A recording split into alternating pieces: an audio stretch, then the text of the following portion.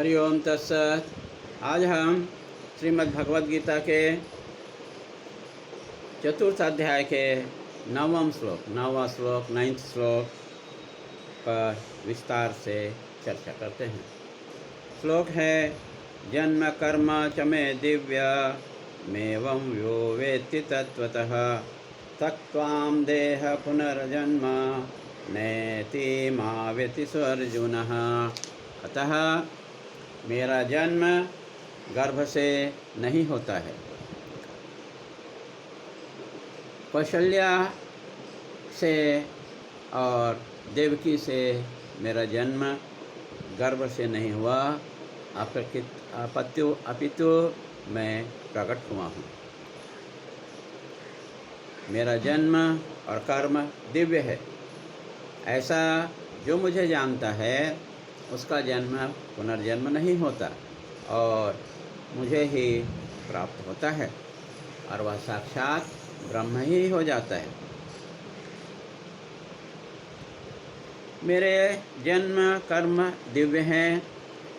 जो मुझे ऐसा जानता है इस देह को परित्याग कर पुनर्जन्म नहीं होता और मेरे स्वरूप को प्राप्त हो जाता है, मुक्त हो जाता है।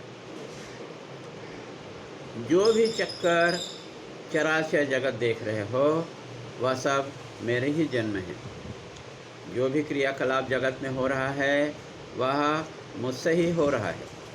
ये सब ब्रह्म का स्वरूप है जो चैतन्य मात्र से हो रहा है। ऐसा जो अनुभव कर रहा है, सभी को ब्रह्म मात्र देख रहा है, ऐसे का पुनर्जन्म नहीं होता। वह विदेह मुक्त को प्राप्त करता है मरने के बाद में।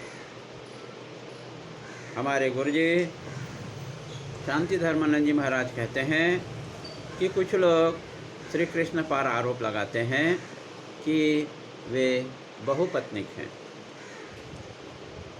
तो वे महाभोगी हैं।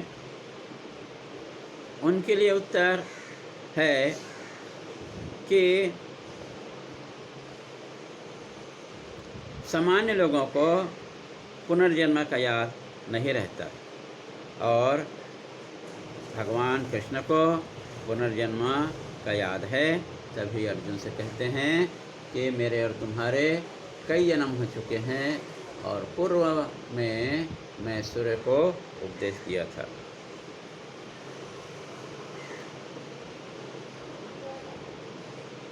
तो जैसे अर्जुन का वृक्ष होता है, उसकी सारूपता के स्मरण कराते हैं।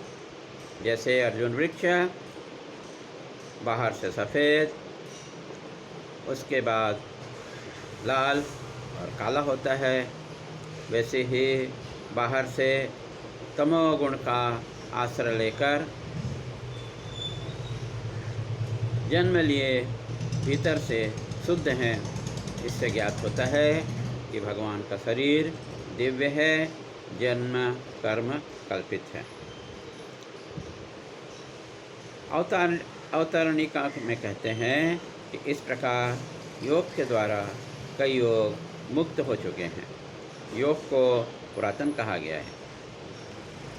इसके लिए अगले श्लोक में कहते हैं कि सभी में ब्रह्म रूप देखने वालों को पुनर्जन्म नहीं होता।